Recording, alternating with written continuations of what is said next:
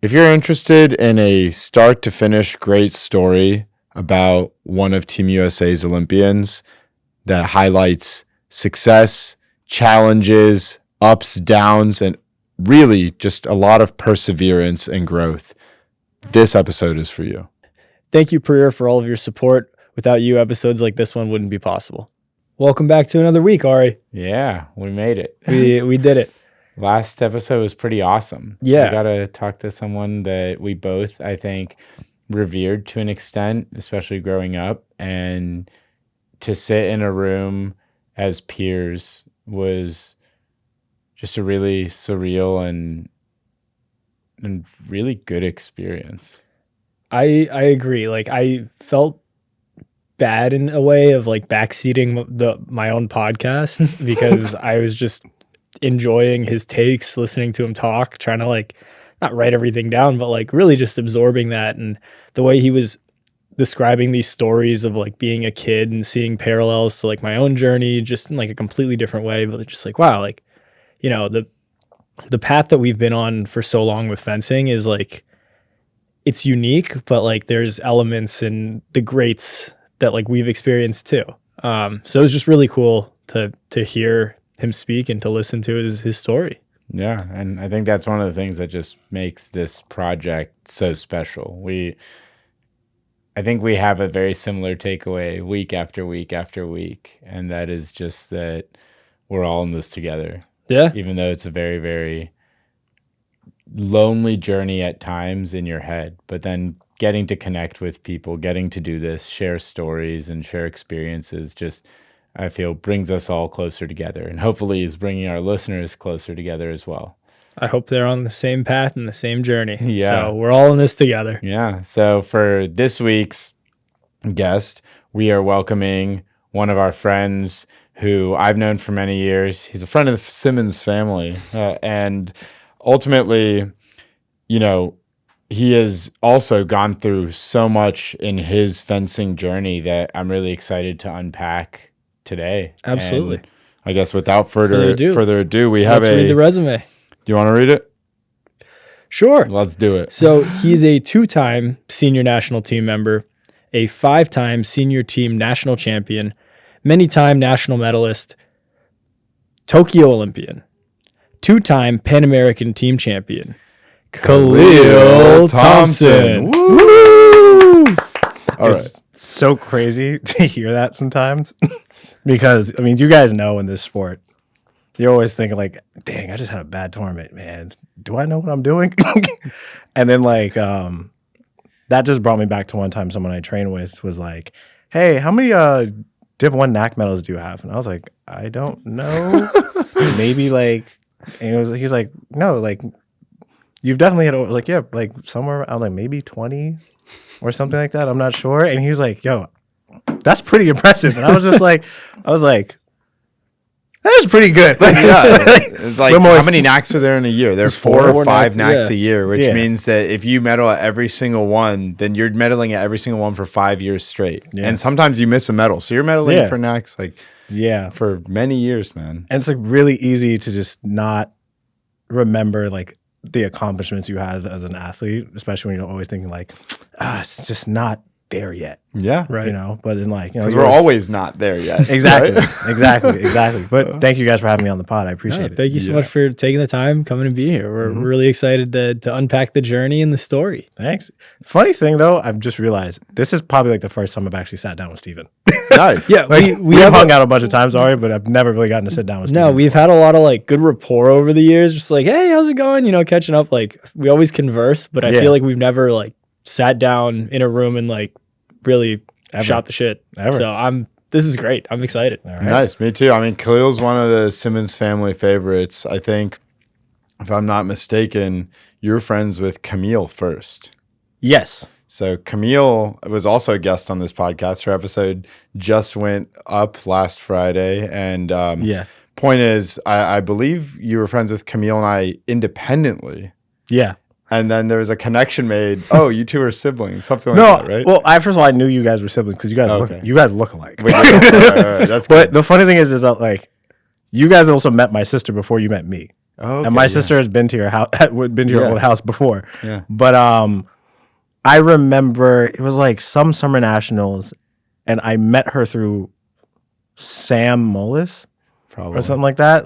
And then we Shout just out Sam Mullis. yeah, that's the guy. He's in the city now. Yeah, he lives in Columbus Circle, I think, or something like Yeah, that. And we met and we clicked instantly, and like we're really good friends. And then I don't remember how I met you, Ari. I don't remember how I met you. I think I just met you. known you for a long time. And then I was just like, Ari's mad cool. All right. Yeah. And I was like, oh yeah, they're siblings.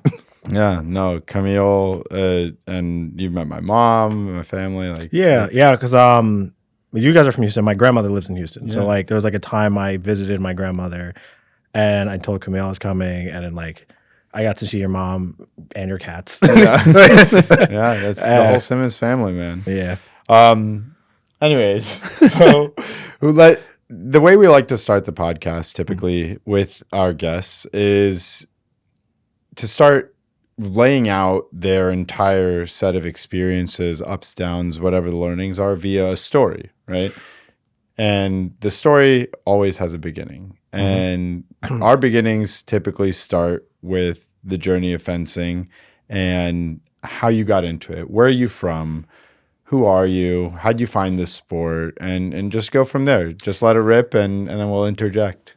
My beginning was a lot of happenstance, to be honest with you. Like, so first, as a kid, I did theater and ballet.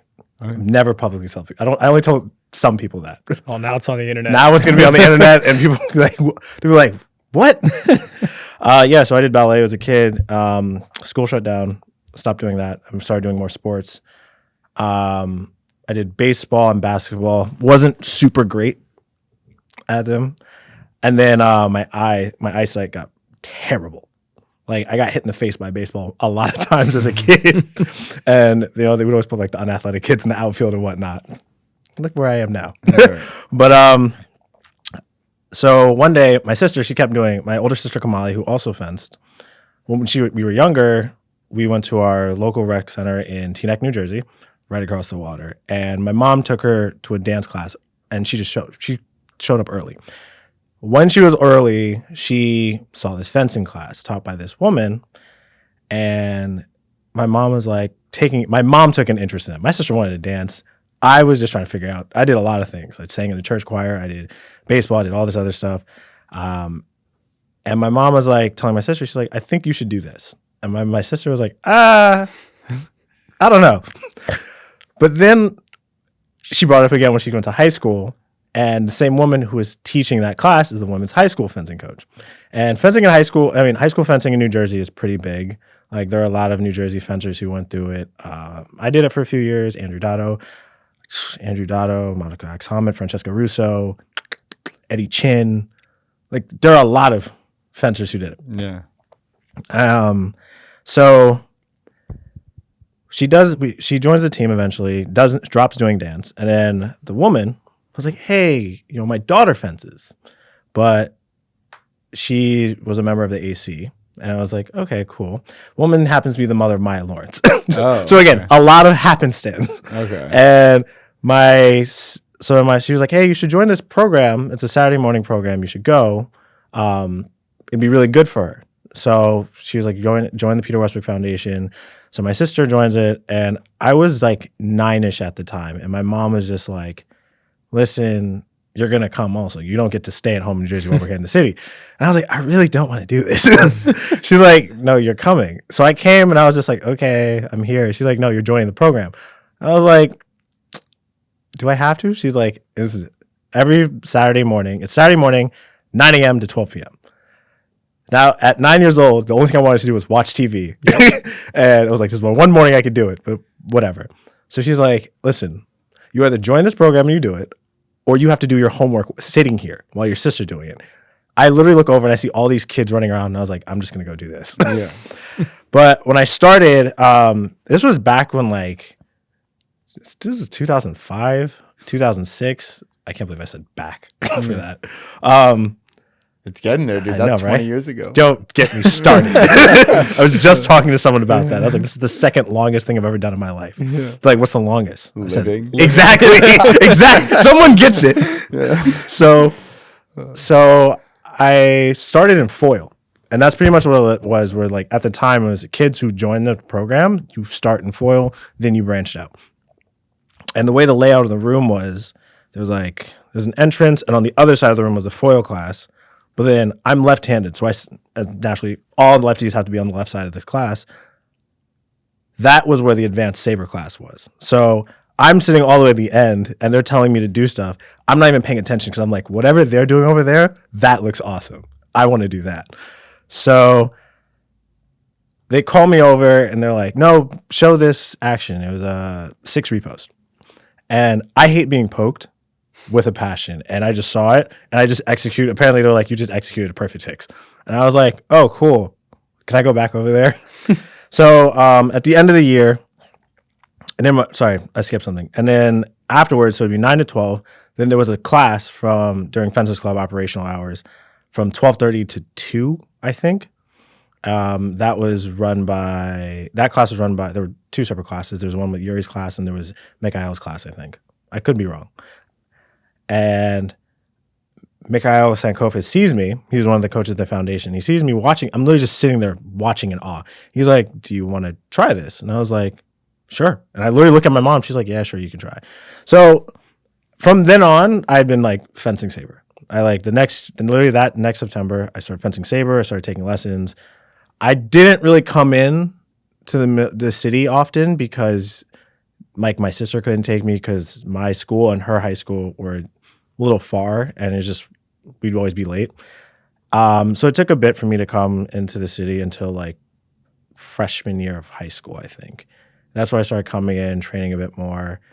And I was fencing tournaments still, but like I was getting rocked at tournaments. I was getting rocked. I was just like had to figure some stuff out. And then, but it was like around the end of 8th grade, right before I went to high school, it was a World Cup in New York. Sorry, I'm skipping something. Sorry. So I started in 2005. And I didn't realize, like, for me, I was just like, every coach here is black. I'm like, this is awesome. Like, I'm just cool. I'm learning fencing. I was a kid who wanted to play with swords. My mom said I couldn't have toy swords. I get to do it all the time now. And then, like, 2008, when 2008 came around, like, was the first time I went to a NAC for my sister for competing. But that was the first time I got to see, like, real fencing. So I saw Div 1 National Championships. I forgot what year this was. I think it was Miami. I don't know, wherever it was, this Summer Nationals was in Miami. Again, that was 07. 07, yes. Yeah. So I'm thinking, this is awesome. Fencing's in Miami. Like, people were going, people on the beach. You get to compete. Like, everyone's having fun. I didn't think it would be, it's not that anymore. But I'm watching it, and like, Keith Smart's fencing. Keith Smart, Tim Morehouse, Jason Rogers, Daryl was fencing. This was like Daryl was like a teenager. And then like the junior event was like Daryl, Marty Williams, Oleg Achoki, like people now who was like the national coach. Daryl's still our teammate. People that I looked up to who were like just 10 years older than me. And I was just like in awe. And I was like, this is awesome. I was like, okay, maybe I do want to fence more. Then the next year, Beijing Olympics happens. I'm like sitting at home watching the Olympics. So the men's saber team beats Russia and then gets to the gold medal bout. And like me, my mom, my sister losing our minds. And it's like cool because like we always watch the Olympics at home, but like now it's like, oh crap, we know someone at the Olympics. And then like that's when it like kind of clicked. I was like, for us at the foundation, they're always like, we're always surrounded by Olympians. But for us, it's just like, Peter, like when you show up to the foundation, and rest in peace, Peter Westbrook was always like, hi, I'm Peter. He was not, I'm Mr. Westbrook, none of that. It's just, I'm Peter. So like and for me, I was like, I get to call an adult by the first name. So like, he was super cool, and he was like really loving and like super sweet, but he was like serious too. And he was like, guys, like always remember the blessings that we have. And like at a young age, you don't realize it. And then when I'm watching those moments, I was like, crap, like, one of the coaches in the foundation right now is at the Olympics, and he just medaled and made history. So this is awesome. Fast forward a couple years later, there's a World Cup in New York, and this time I get to like watch international fencing in person. And I'm like, yo, these guys, everyone's mad tall. Everyone's super fast. Like, what is happening? I guess it's awesome. And then like, I remember, I definitely remember like Daryl and this French fencer both had apathy in the top 8. They were fencing in the top 8. And I was like, oh snap. Like I'm seeing Black people still advancing in this sport. And it's not just Keith. And I was just like, Keith, and the other people, and his sister Erin too, because she medaled at the women's foil team. And I was just like, okay, this is something I really, really want to do. And I went to my coach, Aki Spencer, 2000 Olympian, first American to be number 1 in the world in juniors. Hey, let's Ever. go. Yeah. I didn't know that about Aki. Yo, Shout out Aki. it's like the coolest, like Aki's such a cool guy, but then like when that's brought up, he's just like, yeah, that happened. I was just like, He's just really, so laid man? back. He's so laid back. So I was just like, I really want to do this. And I was like, I want to fence more. I want to, I want to go to NACS. I want to go to international tournaments. And I was like, I think I want to go to the Olympics. Like, now as a kid, you're just like, yeah, it's like saying, like for a lot of people, they treat it like, it's like saying you want to be president. And I was like, no, like, I really would like to. Like, there was something always in the forefront of my mind. And I didn't know, but that's the thing also, again, I didn't know how hard it was. And like, I would always ask like Keith questions, and then like I would at that time when I was in high school, Iftiaz Muhammad was like starting to make the senior national team. She missed the London Olympics in 2012, but then went to Rio, then left with a bronze medal in the team event, which is amazing.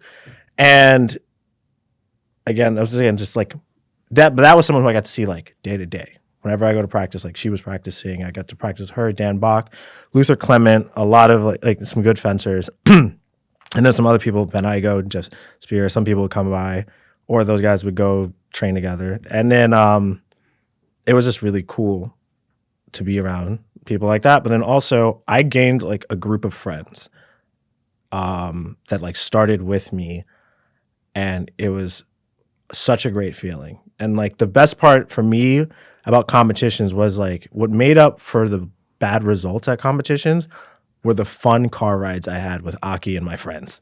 Like we would drive so many places, Boston, DC, and like different parts of Jersey. We didn't go that far. Like SYCs now are crazy. But like that for us, that was fun. And like it'd be like we'd hang out, 6 of us in a room, in a hotel room, fighting over who's going to be in the bed. We know it. who gets the front seat. And it's like, okay, whoever did the best gets the front seat. Then the oldest guy would be like, nah, I'm going to whoop your ass if you try and get it. And it was like, those are memories, honestly, I will never, ever forget. And I will always cherish, because it's something that was like, and during such foundational time for me, was super important. Like before I started fencing, my parents split up, and I was like a very angry kid, and like I needed to like find something. I wasn't good at other sports, but like I had a feeling for fencing, and I always had like an artistic view of things. Like I was like really good in art class, and in high school I was like trying to do more. I did like some Photoshop stuff. I made a stop motion movie in school, which I was never going to see the light of day because that thing was horrible. Still fun to express it though. Like, yeah. And then like something I learned about fencing though is that I learned quickly, like everyone's learning the same thing, but it's all about who you are that comes out and how do you express it on the strip. And on top of that, how do you I'm really trying to like articulate this right now. Mm-hmm. It was more like, who are you and how do you show whatever you've learned? Okay. Yeah. Everyone learns, okay, step forward, hit, step back, parry repost, make them miss, so make them fall short, blah, blah, blah. But like, okay, you could, jump in the air, jump in, like all these different things. You can start before someone, start after. And like, you figure these things out as like what works for you. And like what helped me also was I'm left-handed. Most of the people I trained with were right-handed. So I really had to figure things out for myself. And then like, as I grew, I have like really long arms, but I'm not super tall. So like I have an awkward reach, and like I had to figure a lot of things out for myself. And I used to be super skinny. And I was like, okay, I developed more as an athlete. I got to try and get stronger, but I hated lifting weights at the time. And you have to like find your own process and learn how to love it. And that eventually became like a very beautiful thing. Yeah. So after that World Cup, I was like, hey, Aki, I think I want to fence like international events. Oops. You're good. I want to fence international events. And that's what we do. That was cadets. I was like, okay, all right. And I would set these goals, but then like the goals would be kind of low. Where I'd be like, I just want to make it 32 at a NAC. That's all. Like, it's whatever. Like, I just want to make it 32. Okay. I want to do this. I want to do that. And like, I would set this goal, but then like, why am I not hitting this goal? And then it's like, my sister was just like, well, like, okay, let's think about it. If you want to just make a 32, how many bouts left? Like, let's say you win that bout, right? Are you done fencing? I was like, no. Okay, cool. So what are you going to do now? I was like, well, I guess I got to keep fencing. Cool. How many like more bouts do you have to fence though to win? And I was like, dang. Usually you think about it, you're like, wow, that's only halfway through a competition. Like at that time, NACs weren't like 300 people. So it's like you fence pools, then you fence 2 bouts, you were in 32. So it's like at that point, it's just like, I can keep like I fence more than this in practice. Yeah. You know? So I started, reaching my goals, and I was like, okay, the best way to get more practice for that is I fence a lot more regional tournaments. Once that gets better, I think it's going to translate over. Thankfully, it did. I started fencing better in NACs. I think I made a 30. I forgot where I did it. I made a 32. Oh, it was the Summer Nationals in Anaheim, California. Let's go 2012. 2012, yeah. 2012. That was when I made my first cadet. And I never fenced Y14. So I never fenced like Y10, Y12, Y14. I never did any of that. Not at NACs, at least. So there are a lot of guys who are like my age that I'm close with, but they'd be like, yeah, well, at this point, I was like, yeah, I didn't fence those tournaments. My mom was just like, no, you're not doing that. It would have been cool, but she was like, no. And Aki was like, you don't do that. Yeah. Now, I'd be like, yo, you got to fence those tournaments. You got to fence those guys for the rest of your life. So That's true. I think I went, somehow I got selected to fence at a World Cup in Poland. And that was my first time in Europe. That was like a truly eye-opening experience because that was like my first time going to a competition without my mom. That was my first time in Europe. That was my first time fencing internationally. Well, I fenced at a competition in Canada, but this was my first time fencing overseas. And then I did not, we had 2 rounds of pools. I made it the first one. Second one, I did not make it out of the second round of pools. And I came home and I was like, and that was the very first, these long flights after a World Cup, and you're just like, yo, what just happened? So I didn't make it out of pools, and then I was like pissed because I was just like, I could do better than that. Like I was scared, and I could fence way better than this. I don't like this. So a couple weeks later, I got selected for the next one. It was in Gödöllő, Hungary, and then I made top 32 at that one. Hey, Or 32. something like that. Let's go. That's the something like goal, that. remember? I made top, exactly, but it was overseas. Yeah. No, but I will say like, and then like, I'm just a bunch of like stories that don't need to be told, but like, no, because at this point, it's just like a lot of selling myself short. Mm-hmm. And it was always like, I just want to do this. I just want to do that. Because for a while, I was very scared of setting a goal and failing it. And that is something that like I had struggled with. Even sometimes now, I still struggle with it because between me and my sister, I'm a bit more practical. And that's something you can't do if you want to achieve a dream. You have to be delusional. And I struggled with being delusional for a very long time. But at the same time, I still had this insane notion that I wanted to go to the Olympics. So I eventually, I started school a year early, so I was always like in an odd age around. Like I was like a freshman in high school, but I was like still in Y14, but like, and I have an early birthday. So I was like kind of 15 when I finished Y14, but I didn't do it. Or did I fence Y14? No, I didn't fence Y14. So I just went straight into cadets. And then like I started fencing more juniors, and I was like, I can't keep being scared. But then like it would always come out, and I just didn't know what to do. So one of my friends in practice would always like try and beat us up. Like if it was our birthday, we'd be in the middle of practice. Someone walks in on their birthday. Practice stops. It follows you in the locker room. Boom, boom, boom. Just a couple birthday punches. And eventually I learned, I was like, I'm not letting this happen. So like I had to fight, I started fighting him back. And then it just stopped from there. And I was like, oh, okay. And then fencing also, like Luther and Dan and stuff like that. Like when you train with those guys, they're not being nice to you because you're a kid. Like they're going to fence you like an adult. They're hitting you hard on your back. You get parried. You either get that counter parry or you close your eyes and just hope it's not that bad. And Dan was always like, parry you, just like pull his arm back and you're like, crap. So, we also had this other rule at the Fencers Club. And it was, and this is something that stemmed from Peter. You're fencing, every time you fence a 15 touch bout, if the score is 7-0, bout's over. You get off the strip. So it's either 7-0 or 9. There's no mercy. Like, sure, 7-0 or 9-1. And I was just like, okay. And again, selling yourself short. So I was like, it's not going to be 7-0. Then I get to like 9-1. It's not going to be 9-1. You get 2 touches, like, okay, you have to finish the bout. And you're like, all right, well, we're going to try a little better more in the beginning. And after a while, it just became like, okay, what if I score? Okay, now I was like, okay, this was a score, and I messed up on these touches. Let me try and correct those. Boom. Score changes. Okay, now I messed up on these touches. Score changes. Boom, boom. Eventually, I was able to, not often, but it happened once. Once it happened once, I was like, okay, I won a match. And I was like, I think I could do this again. So I kept going. And then that was just like inspiring me to do more. And I started like treating more the foundation, like Saturday morning classes, like, you know, it's an extra day of footwork, an extra day of drills, an extra day of doing 5 touch bouts. All of that, where it's just like I can add more training to whatever I was doing, plus whatever training we were doing after that. So I was like, that's 5 hours of training on a Saturday. And I was like, hopefully this pays off somehow. I don't know how, but it will.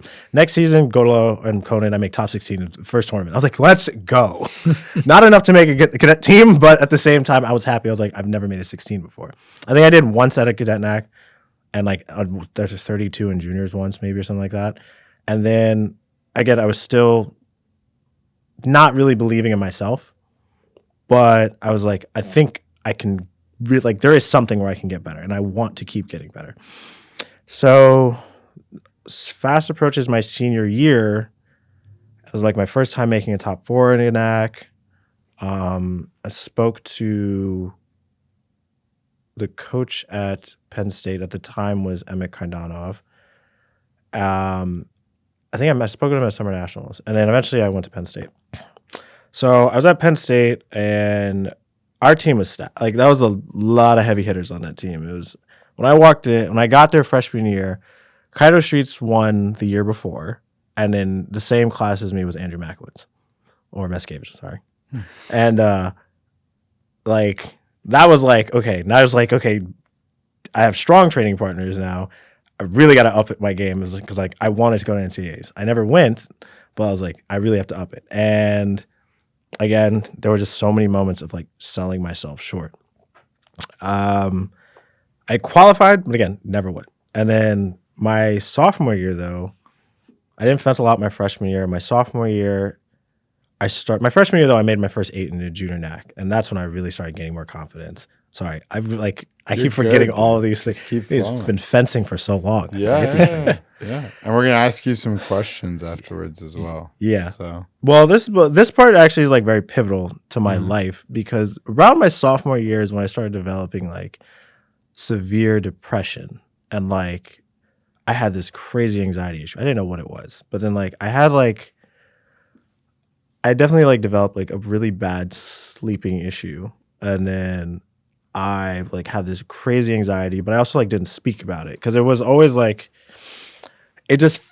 I felt like I was like, okay, something's off, but like I'm fine and like I can show up to things, whatever. But then like I kind of had like outbursts throughout the year, and like one of my friends was like, yo, something like, are you okay? Because like you're not acting like yourself. And I was like, meh. And I was like, I'm fine. Then like I came home at the end of my sophomore year, and I like blew up. I forgot what it was, but I like blew up, and my mom was just like, I think you should stay home. And I was like, nah, I want to go back to school. So I talked to my best friend's dad, and he was just like, no, you should stay at home. Like, you don't need to go back to school. You need, whatever, something's up with you, you need to get right with that. So that year, upcoming was like my last year of juniors, and I was just like, I have never made a national team. I was like, let me really try. And at the same time, I was like still kind of hiding what was up with me. And then there was one day, Penn State starts middle of August, I think. Middle of August. So it was like towards the end of August, early September, and I was at the FC. I just finished a lesson, and Peter came in. It was because it was a Wednesday. Peter used to always come on Wednesdays, and he was like, "Khalil, what are you doing here?" And I was like, He was like, "Shouldn't you be at school?" And I was just like, Peter was one of those guys who, like, the way he talked to you felt like a boxing match, and like you're in the corner, and he's got you. So he started asking questions, and it was like rapid fire. What are you doing here? Why aren't you at school? Blah blah blah. And I just like told him, and he was just like, he like softened up, and like sat me down, and like I spoke to him, and he was like, "What's going on with you?" And I was just telling him, I was like, "Oh, I got evaluated. I'm really depressed. I have a serious anxiety issue." And he was just like, for a time I had this. I was as well, and I was like, really? I thought, because like when you go through it for the first time, you're like, everyone else seems okay, and I know what's wrong with me, but like I have to, like, I'm hiding it, and like I don't really want people to know, because at that time I was just like, I really want to go to NCAAs. I really want to be that guy who's like, for the team and blah blah blah and stuff like that. But like I ignored so much of what I was doing. Plus I didn't have a scholarship, so like I was just like, I gotta bust my ass so I can like try and get a scholarship. Which again, I had this like, that's like, there were times where I was delusional and not in a very productive way. And I was like, I gotta get a scholarship somehow, blah, blah, blah, yada, yada. And like, it wasn't possible. Like financially, it just was not possible to give me a scholarship. And also like, like looking back on it, like I would have loved to have one and like have that investment. But also is just like, these are the people who are giving us results, and this is where you are. And like, in where I am now, it's like I would have had to have like busted my ass in ways that like I don't even know what to do to get a scholarship, or if it was even possible. Which probably like it wasn't. They probably had solidified the funding exactly long before you got there. 100%. And I was just like, again, that was something where I was like, I never did early decision. My mom was like, "You want to have options?" Blah blah blah. But I was just like, I don't know, but that's in the past. It is what it is. And so I'm depressed. I'm back at home, and Peter's just like, "Listen, you should try going to therapy." And my mom had recommended it, and I was like, "I'm not doing that." So my mom was like, Peter was like, "You should try going to therapy." I was like, "Really?" He's like, "Talking about your issues is going to help you a lot. Trust me." So I was like, "Why?" He's like, "When you talk about an issue, you start realizing like how much something so small can impact your life." So at the time, I went to see my therapist. Shout out Rob Udowitz. That's the man. Shout out Rob Udowitz. And he was like one of like the chillest people I've ever met. Like he's like, "How are you doing, Khalil?" And I was just like, "I'm fine." And he just sat there. And I was like, "What's going on?" He's like, "I'm gonna wait till you give me that actual answer." And I was like, just next thing you know, I just started talking, and I was just like, I cried. Like my first session, I was like, "Oh my God!" And like I had been in therapy multiple times. When my parents were divorced and whatnot, like I had outbursts in school. I had blah blah blah, and I went through so many therapists, but I hated going to therapy. And then like this was like the first time in my life where I was like, I ended it, and I was like, okay, I'm excited to go back like next week. So at the time, I was there like once a week. I would like go to practice, and I wasn't in school either. So I was like living at my mom's house, and I was just like, okay, I have a lot of time. I could go to practice more, but I'm kind of tired, so I'm going to sleep in. I get a phone call from Peter. Yo, what are you doing? And I was like, "Hey, Pete." He's like, "Yo, are you asleep? What are you doing? It's 10 o'clock. And I was like, "Oh, well, I have a sleeping issue." Man, get up. You need to go to the gym." And I was like, "What?" And I was like, "Are you sure?" He's like, "No, trust me. Go to the gym. It's going to make you feel better." I was like, "Okay." He's like, "Yo, you know what you should do? You should go training more." And I was like, "Okay, well," he's like, "What time is practice?" I was like, "Practice is around 5 o'clock. Okay, cool. Get a lesson before that. Go in, take your lesson, then do class, then fence after." At that point, I started training I would train at 3 o'clock. I'd get there early, or sometimes I'd show up late. I'll be honest. I've I've been late to practice. I'd show up early. I'd go to practice. I take my lesson. I do footwork. I go to practice, and then I would go, and then I would fence after. Or I eventually got a trainer. I started working out more. I got a trainer, and I would take a lesson. And sometimes, some of those days, I would go to therapy in between. Those were the most intense days of my life. And I realized at that point, I was like training and I realized also I didn't want to go home. Like there was something, again, a problem I had that I just didn't want to face. So I threw myself into practice. And one day I was just like, it's 9:45. I've been here since 3:00. This is insane. So training for hours and hours. And some of it, I was like, okay, I'm resting for a bit, whatever. But hours a day. And then eventually that was my last year of juniors. Again, I kept selling myself short for a long time. So it was my first time doing Junior World Cups, my last year of juniors. Did not do well my first Junior World Cup. I think I got top 64. I lost top 64. The next one, I lost in the 64 again, but I lost 15-14, and I was fencing out of him. I was trying my hardest. This was also when we had this weird rule in Sabre where we had to have our back foot. Oh, the on guard. Yeah, it was really weird, and for juniors it lasted the whole season, but then then the next one I made a 32 at a Junior World Cup. But that year I won my first NAC. It's huge. I won my first NAC, and I remember how many years of fencing? I was 19. I started at 9, so 10 years. So listen up, kids. It's 10 years. It's a journey, man. And so many other things happen in your life. Yeah. Between starting and winning a NAC. For ssure. And you're still, able. That was just the first NAC. Well, there's a thing too, because that's when I really started realizing, I would always talk to Keith Smart about it, because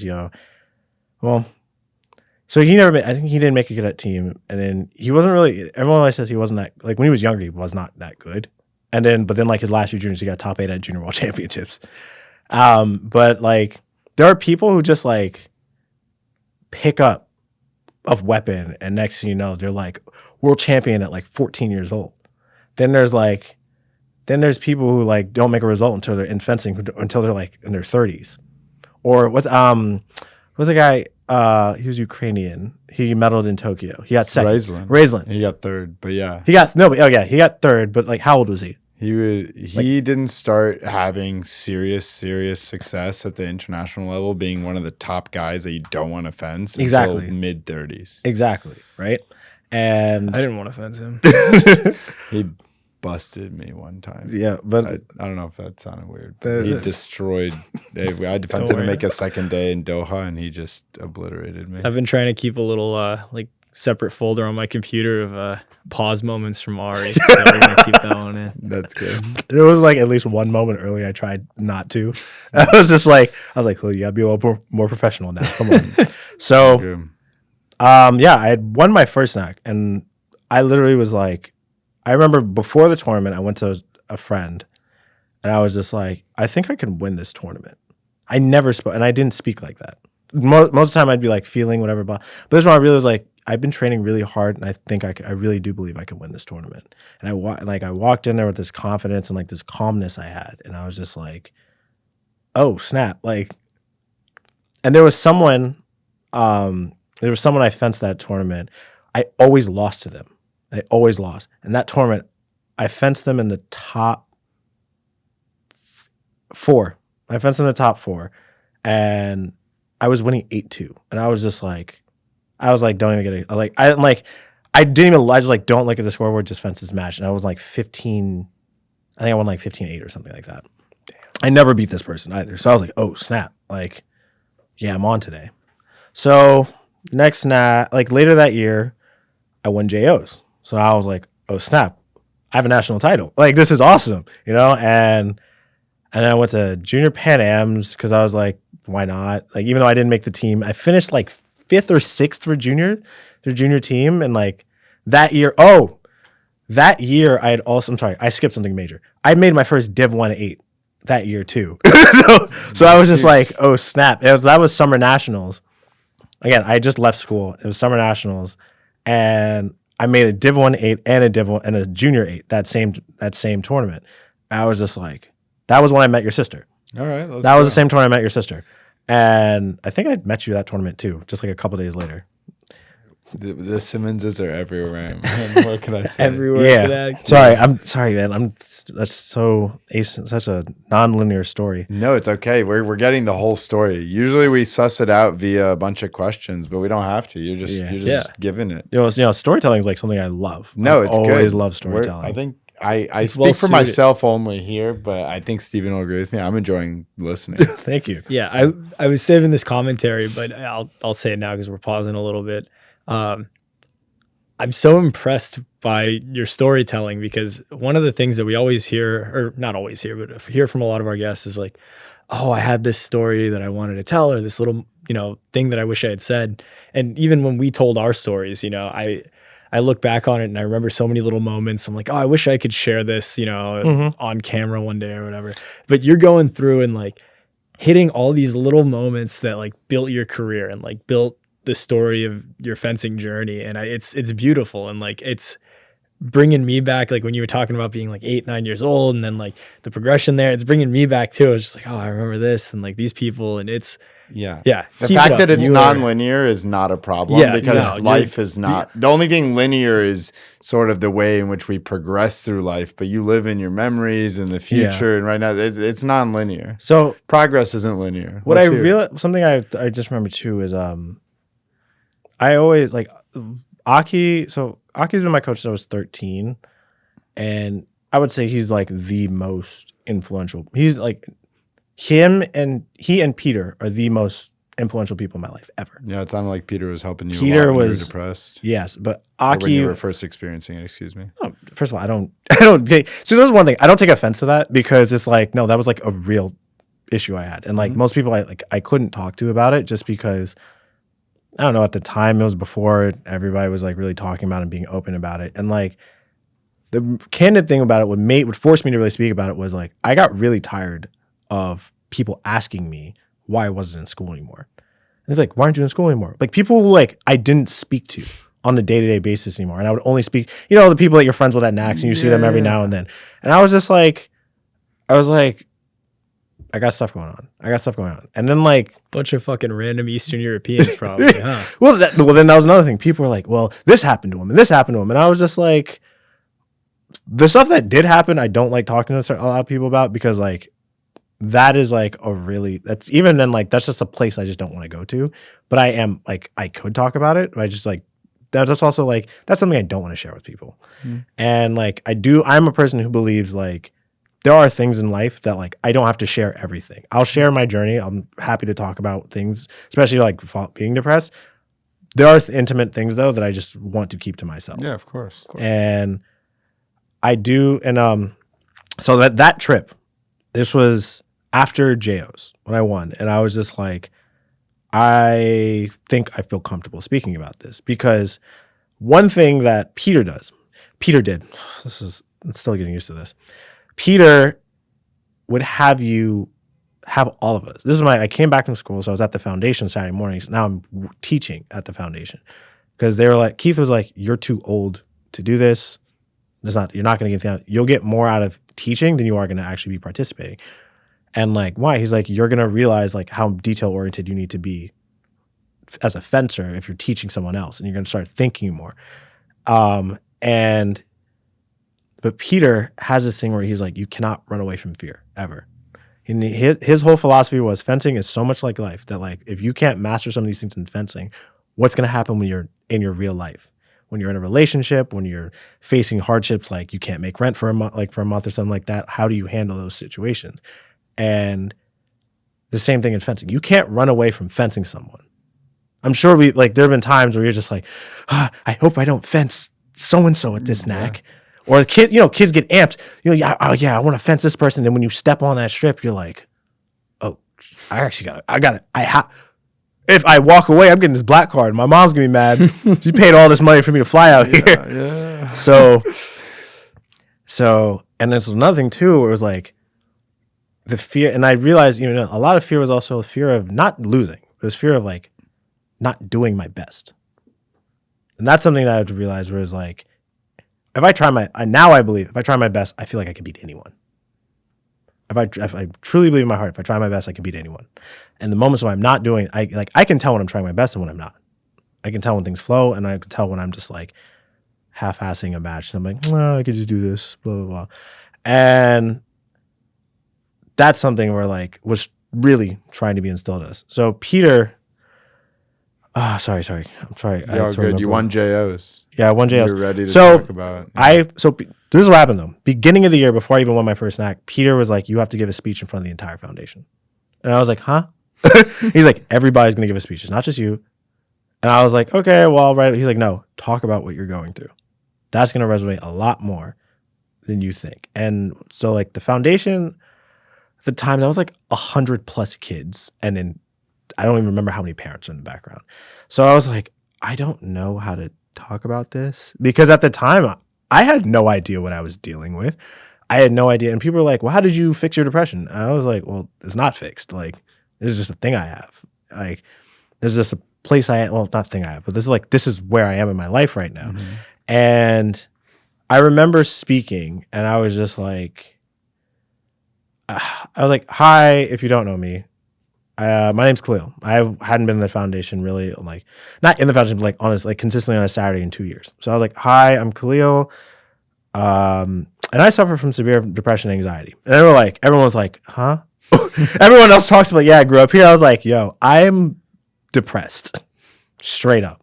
Everyone just looked and they're like, what? And I went into the story, like, my parents were divorced. I like was really sad. I like, there were like moments when I was younger and I had like these things with my dad that I really wanted to like, but these moments I really like looked forward to, but it was always tough not being around him.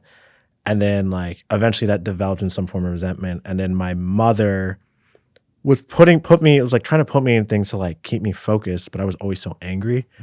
And then like, I was like, at that point, this was like the first time I was ever really honest about it, but I was like, I felt like I was always constantly in my sister's shadow. And it was like my sister was the straight A kid. My sister was like the good student. My sister was the one that people liked. My sister was the bubbly personality between the two of us. And that was something I was so insecure as a kid. And like for a long time I wasn't clear. I was Kamali's little brother. And I hated it. But as I got older, and I think one decision I was like, when I came to going to school, I was like, I need to go somewhere where I can be my own person. At 17, I graduated at 17, and we all know at 17, you don't know what the hell that means. Like, I was just like, I have to go, blah, blah, blah. I have to do all these things. I want to be my own person. I want to be my own man. I have no idea what any of that means. None of it. And so when I came back, like, I really opened up about all these things, and I finished it. And the kid asked me, he's like, well, how do you feel now? And I was like, right now, I feel very tired because I also just led a workout with you guys. But like, I feel better that I spoke about this. Like, I wish I spoke about it earlier with my friends. I wish I spoke about it earlier so I could have gotten the help earlier. Do I know where my life would have been then afterwards? No, but I'm happy where I am right now.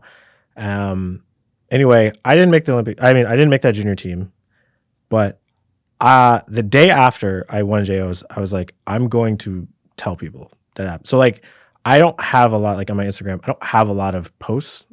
I mean, I have posts, but like, that is one thing that like, I was like, I'm going to keep this here as a reminder of like where I was in life and how far I've come. And then literally that was 2017. The next year, I kind of like, that's when I kind of was like top 12 in seniors, kind of dropped a little bit, came back. And then like the year after that, I made my first national. Then I finally made my first national team. And throughout that whole process, like Daryl was actually very helpful. And like I started training with him in 2016 after he medaled in Rio, or like leading up to it and then afterwards. And like he became like a mentor for me. So it's like another influential person in my life who like really helped me. And is now your teammate as well on the national team, right? Yeah. And like he was someone like the first time I ever saw a NAC. Like I watched him fencing for junior national title. He got second place, but I was watching him fence and I was like, oh, that guy's good. And like the next day he came up to me and he was like, yo, do you have your mom's video camcorder? Sorry, yeah, guys. At the time we had camcorders. And he was like, and he just watched the match like the very next day. So like there was like a professionalism that he had at that time at like 18. So now he's like Olympic medalist and like he's my teammate and he's like mentoring me through all of this. And like, then I made my first team, and I was just like, holy crap. Like, I finally made a team. Like, thank God. And then the next year was qualification for Tokyo. And that was like really tough because I was like, I've never been through this. I don't know what this means. Like, but I remembered I always had a chip on my shoulder during training camps. Like, it'd be all these other guys, like before I made a team, like before 2019, we'd do these training camps. I was Khalil, the guy that, like, in Div 1, actually, at that point when I fenced these guys, they beat me. And at training camps, I would always like have this like again, I would like tap into some kind of insecurity, and I would just be like, everyone here has made a junior team but me. But now we're not in juniors. Let's see what we're all about. and again, I would get my ass beat sometimes, but I started beating people, and I was just like, yeah, let's get it. I like that. And then COVID, and that was tough though, because now I was like going into qualification, I was like top 4 in the country, and I was just like, damn, everybody kind of wants to. Everybody's trying mad hard against me now. and Keith was talking. He's like, bro, you're the hunt. He's like, yo, you were the hunter. You getting hunted now, bro, and you gotta like step it up even more. And there was a brief time period where like everyone's like, you have to do more, you have to do more. And I was so resistant to understanding what that meant. I was thinking I could keep doing the same thing, blah, blah, blah. And I was like, no, you got to do more footwork. You got to watch more video. You got to pay attention a lot more to detail. And that's similar to the advice that you got when you were forced to start teaching the PWF. Exactly. There's so much more, like every little thing matters. And then, but there's the amount of like fortitude needed, because there were days I was getting my ass whooped in practice. I'm going home. I'm taking like a 40-minute shower, trying to figure out what's happening. I'm going to go to a World Cup, come back. You don't make the second day. Go to the next World Cup. You make a 32. Next one, 64. And like, it's just like, then like that qualification period, guess what result I started my first NAC? A 32. 32. Oh. I made a 32. But this time I was like, damn, that's not good enough. That's a good perspective too. Yo, I started my first that qualification. I was like, I started with 32. And I was like, damn, I got to do more. I was like, it can't happen. But I was like, there's something inside of me that I was like, I have to find that. I have to get into that, and I have to like be able to hold it throughout a match. And I was like, I've done it before. I could do it again. And like, I really struggled. And then like, when people realize, like, qualifying for the Olympics is such a lengthy process that like, and in the moment, it's like, dang, tomorrow, you don't know what's going to happen tomorrow. And then all of a sudden, like 6 months have gone by. And you're like, what is, some people fall off, some people stop fencing, all this. And then like, at that point, I dropped to 5th. And I was like, crap. Now I gotta pay for tournaments again. I gotta do this. But then like we had a World Cup. But it was like that time period where like you have like World Cup, week break, World Cup. Mm-hmm. So like one World Cup, I didn't make the 32. I didn't make the second day. But then we're in Poland, we're in Warsaw, and someone was telling us, they were like, yo, this disease is going around, blah, blah, blah. And we're like, dang, that's crazy. The next day, it got to Europe. We're like, we just saw videos what happened. And next thing we come home, and they're like, yeah, and now it got to Europe, and it was COVID gets to Europe, but everybody was like, the coronavirus. And then it gets to Europe, and it's actually in the city of our next World Cup. So I'm just like, all right, so where are we going? So they're like bouncing us around. All these cities are like, nah, we're not hosting these people. So we go to Luxembourg, and we're fencing in Luxembourg. And in my head, I'm like, once you drop, also just like, who's fencing team event, who's doing this, blah, blah, blah. And it was so weird because, U.S. fencing has their selections, and like, they made a selection, but the points changed. So like, there was that. And I was like, am I fencing team? I'm not sure. But I was like, I'm just going to fence. The person who jumped me didn't make the second day. I make the second day. And then I was like, I was like fighting my ass off that day. I like did not fence well in pools, and I was like, this is gonna be a long day. I think that day, I thought it was long, but then eventually I think it was just 2. I only had to fence 2 bouts. One bout was like a tough bout. I was like 13-9, came back 15-13. Next bout, I won 15-9. I make the second day. I had to fence Eli though. But we had a joke. They were like, "Khalil, this is like your third time in like the last 2 years you had to fence this guy." And then I did well, and then I was like, all right, well, Budapest is the next tournament. Europe shuts down. Fencing suspended. And I'm just like, I really sat, and then like, we're sitting at home in COVID, and I'm just like, sitting there, and I'm like, boom, I gotta do all this, I gotta do that. And it was like the first time in a very long time that like my mom was like, you haven't been home for this long in like 4 years. And I was like, oh, snap. So I was like, let's try something else. Let me actually like, enjoy being home. Because again, when I came back from school, I was not happy. Yeah. So I was like, I learned how to enjoy being home. I was spending a lot of time with my friends, spend time with my family. I was calling my friends every day, like we all did. And then I was just like, I need to like figure out what my life would be like without fencing. Because I was just like, I'm sad as hell again.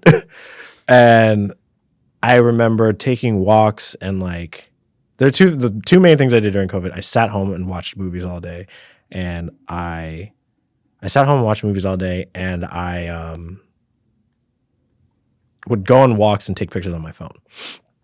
And then my mom was like, "Hey, what's something you want to do for Christmas?" I was like, "I would like can you give me a camera?" And I was like, she's like, "Why?" And I was like, "I think I should probably start taking photos." And like, someone was like floating the idea. Daryl floated the idea. He's like, "Hey, you should probably like learn how to document your life." And I was like, "Why?" He's like, one day you're gonna look back at all this stuff and see. You want to be able to look back and see like where you were in your life and blah blah blah. So I was like, "Oh, I should get a camera." And then I was like, "Okay, well, how do I figure out how to use this?" And then I taught myself how to use a camera. And at some point, I realized photography is a lot like fencing. Everyone has a camera, but who are you in your image? How do you tell your story? How are you expressing yourself through that? And there are rules in fencing, there are rules in photography that are always heavily ignored. But yet it creates this such beautiful moment, product, whatever. And at that point, I was just like, oh, like a lot of things again just click. So for me, I was just like, so I started challenging myself. I'm like, what's the perfect moment I want to take a photo? And the feeling I had when I did that was like scoring a perfect touch. That's cool. And I was just like, oh, snap. Like, so I started picking up more. Like, I'd go to practice. I would just take photos of practice. I'd take photos like walking around the city and stuff like that. And then like watching, and then like film. When I watched movies, I was like, this is still the same thing. Telling a story, all this stuff, it's all the same thing, And that's when I was like, okay, I can really tap into like the creative side of me and not just this spiritual side where I'm like tapping into this like deep rage or whatever that could like help me. So now I was like, I can connect that, and that was able to get me through it. Then we start fencing knacks again. First one, I made it 8, but I lost 15-13, and then the next one was like, then we had the COVID World Cup. Mm-hmm. And I was like, I need to make this. Did not make the second day, but also like we hadn't been fencing tournaments, stuff like that. So the next tournament was the decisive knack, and I think at that point I was training a lot. I was doing all this extra stuff. I was doing the more that was required, but the more at that time wasn't be in the gym longer, do this stuff. It was really like, yo, you have to find what makes Khalil, and like makes you comfortable, makes you find that peace, and like makes you happy. Because one thing about the process of fencing, and at this point it is 2020, 21. I started fencing in 2005. So it's been 15 years of a lot of bad results, a lot of low bars, a lot of that. But it's like I'm finding like I had to learn how to be content, how to like find my process and like enjoy it. And eventually I did. And at that point, we go into the knack, and it was just, I remember, again, I had not done well. I only did well at one knack that year. I made it one top 4. Everything else was like 32. I mean, top 32, top 4, top 32. So like, I just needed to do, I didn't know what exactly I needed to do. In my head, I was like, I got to win this tournament. Simple as that. I was like, this is the bar. I'm not accepting anything less than this. I need to win this tournament. So I go through the tournament, and it was like the first time in my life where like there were tournaments, again, I was good, at that point, I like people knew who I was and I was fencing. But like this time, it was like people were like keyed in watching every single thing I'm doing. I'm turning around people who I'm competing for spots with, finished a bout, walked over, trying to watch me fence. and I'm just like, whatever, cool. And I'm fencing, and then we get to the top 8. I fenced the top 8. That was like one of my closer matches. That was like the closest match I had up until that point that day. And I was like, I got to tap into that side. And I won about 15-12. Then we had like this long break because we were like the second semifinal match. There were 2 foil matches and there was somebody else. There was another match for it. So I was like, I get a break, blah, blah, blah. And I'm just like getting my mind right. And then I'm fencing. And like the moment I started fencing, I was like, I have to keep this calm. I don't care what my opponent does. I don't care what the referee calls. As long as I keep this calm, but I keep that same level of intensity, I'll be fine. And like we had been training together all, because at that point it's like, you know, you guys know in New York, like all the like the best fencers, like we try our hardest to like get together, everyone's working and stuff like that. So at that point I also was just like, well, we've been training together all year. Who was this? Grant Williams. Oh, that's my guy now. Another former. We recorded Grant. You recorded a Grant episode? Yep. Yeah. Oh, I can't wait to see that. Tomorrow. Yeah, It's coming out tomorrow. Coming out I'm tomorrow. excited to see that. By the time everyone else hears this, it will have came been out a a month couple ago. weeks ago. But the point is, Oh wow, that's what it looked like. yeah, So, and like I say, well, first of all, with respect, Grant is a hard person to fence. Mm-hmm. He's tall. He hits you again. I don't like being poked. This guy, there are 2 people who will always try and poke you: Andrew Dotto and Grant Williams. Grant Strong, he'll poke you right in the chest. Yeah. And that bout was just like back and forth, and like it was again that intensity. And I was just like, I need to stay calm, stay focused. And then I win the match, and I remember just like I winning, and then like everything just like nothing else existed, like nothing else mattered. Like at that moment, I won the match. My legs gave out and I just fell on the ground. And I was just like happy. I was like, I set the higher goal. I didn't have a like lowball myself. I set the goal. I did it. I was like, but I didn't do it yet. Because in my mind, I'm like, I still got to win this tournament. And people were like, yo, congrats. And I was like, guys, I still got to fence this tournament. I still got to win. They're like, yo, you made the team. And I was like, wait, what? They're like, well, first you made the team after you made one of your top 8 bout. And I was like, really? Because you know how points are. This person makes this result, blah, blah, blah. And it was just one of those days where it was like, those things happened. So yeah, like, but then I was like, yo, I'm keyed in on this match. I was like, no, I still want to win this tournament. Because I was like, I'm happy I won. I made the Olympic team, and like that's what I wanted to do. That's what I came to do. I also came to win this tournament. So and I won. Then I win the tournament. And I was like, in the finals. Me and Andrew Dotto. All right. And this was also like another person just poking me. I was like, I can't do this no more, yo. I was like, I'm tired of these poking, yo. But also, another thing is that like I fenced Andrew. That was my 3rd time that season fencing him, and I fenced him 3. That was like the first NAC I fenced him. I lost 15-11 in the 32. January NAC I lost him in the 32. So this time I'm in the gold medal bout, and I was like, yo, I'm not losing you 3 times in the season, man. Like I can't, nah. And like we also like grew up together. We had the same coach, so it was like we've had a lot of back and forths, and like eventually it got to a point where he started beating me a lot. I was like, I know, like because I also didn't want. I was like.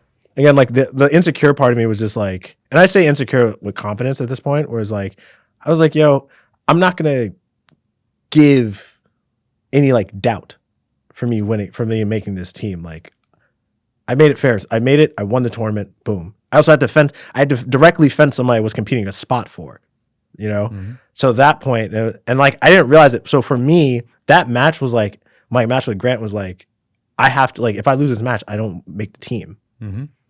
I don't know if like they knew already, but like that's how I treated it. And I was like, I have to treat it this way. And even with Dotto, it was just like, yo, this is in my head, I was like, it was a knack, but I was like, yo, yeah, mentally, this is the same place. This is like, I have to stay here if I want to win this match. Mm-hmm.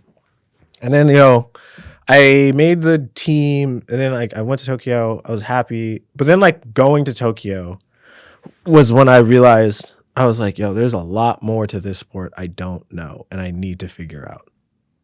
because that was like a level of pressure I'd never felt before, where it was just like, and for us, like we had no fans, but it's still like, I remember getting up on the team event, and I was the fourth, so I didn't fence individual, I only fenced team. I remember like we trained before, we did all that, but like the referee's mad far away. You're on this high stage. It's dark in that room, but the lights are super bright, and we have metal masks and saber, so like lights reflecting. You can like, it's like you gotta like squint to see the person in front of you, and you can barely hear the referee, and there's nobody there. So I don't even know what it's like when like there's a crowd going.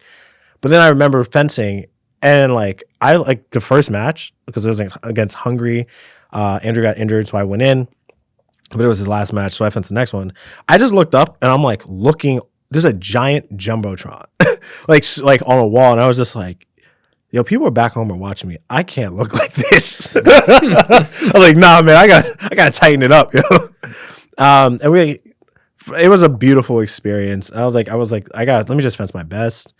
It would have been great to do better, and then I was just like, I would love to, I would go again. It didn't happen. I didn't make. I didn't like after that. I made the team the next year, and then again that was another like happenstance. Like some people didn't make the second day. Everyone who was ahead of me, I was like ninth going to the last World Cup. I like dropped that season. I was going ninth. I was ninth, and then like I made a 32, and I made like the right placement to like jump all the way to fourth. I made the team at like 60 points. Yeah, Crazy. yeah. So like.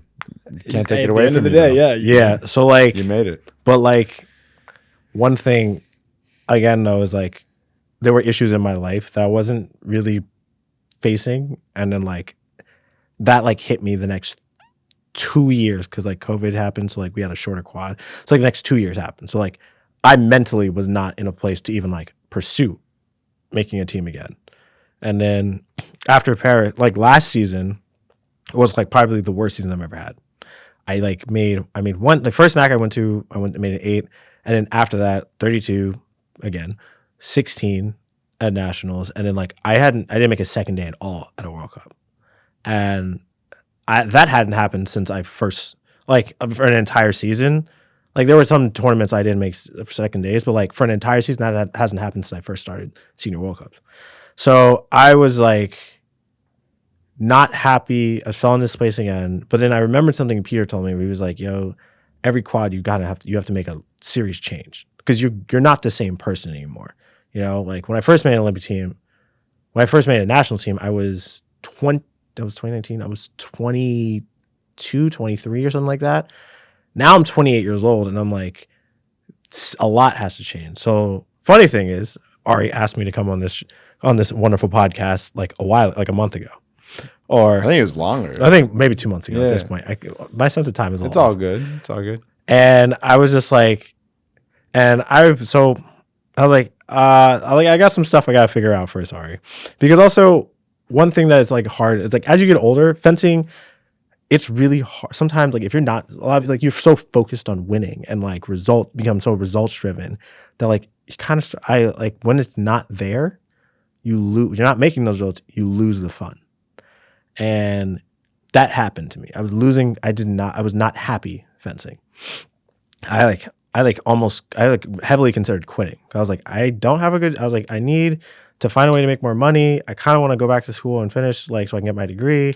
I gotta do all this blah, blah, blah. I still live at my mom's house. I need to and there's a shout out to my mom because thank you for letting me stay there for so long rent free. Shout out Mrs. Thompson. She's the goat. Mm-hmm. And she, so I got off at Div 1 Nationals in April, this past April. I got offered to go on a trip to West Africa to teach fencing. We were going to ask you about with Daryl. Yeah. And we go. Bless you, my friend. Thank you. I'm sorry. That was 2 times. Wow. I know. That's so No impolite of third, me. though. We got 2 and we're done. Yeah. That was it. So You went to Benin, correct? Yeah, we went to Benin. Daryl and I went to Benin. We got asked to go to help us teach a clinic there. And at first, I wasn't gonna go just because the price of bringing both of us. And then last minute, they're like, "No, we can get you to go." And I was like, "Okay, I'll go. 2 weeks in West Africa was my first time. Like I'd been to Northern Africa, but this was my first time in West Africa. And I went there, and the only other experience I've ever had going somewhere where everyone kind of looked like me was I went to Cuba for Junior Pan Ams in 2017. So this was like a time where I was just like, oh, this is cool. It's really nice. It was wonderful. It was an eye-opening experience. But while we were there, everyone was so engaged. And like what we were doing, we were teaching people who don't really fence saber how to become coaches. That's what Daryl's job was. That's not easy at all. And then like, well, there were some other kids were teaching the kids how to fence. But somehow I connected with the kids. I connected with our interpreters. Daryl and I, like, we had a great time there, and it was hands down the most life-changing experience I've ever had in my life. So, and then I came back home. I got a new job. That job helped me move. So I left New Jersey. I left my mom's house. I live in Harlem now. And like I found that joy again.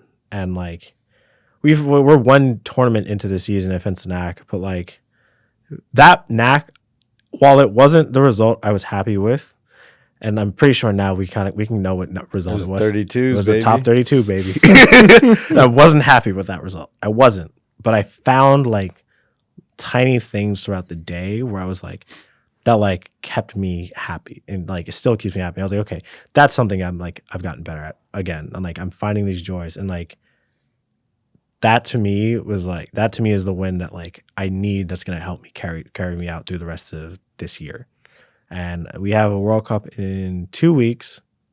Yes, 2 weeks, and then a NAC right after that. And for me, I'm really thinking about just like staying with that joy and like holding on to it and like keeping it precious.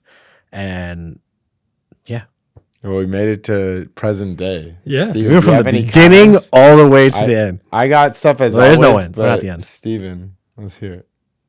That was like start to finish. You nailed it. That was You literally brought us. He answered every question. You answered every question along the way. Like we have sort of segmented questions, but you hit on all of them. You're the first person who shut up Ari Simmons. That is a lifelong title. We're gonna get you a medal for that. Yeah, honestly, we should get you something special. yeah. I was thinking about that. Then I refocused on the story. Make I was me a co-host. Steven's gonna be so happy. I didn't say shit. Ari didn't say a word. That was incredible. But no, really just a beautiful story, and like a story of perseverance, a story of adjustment. And I like the way that you hit on,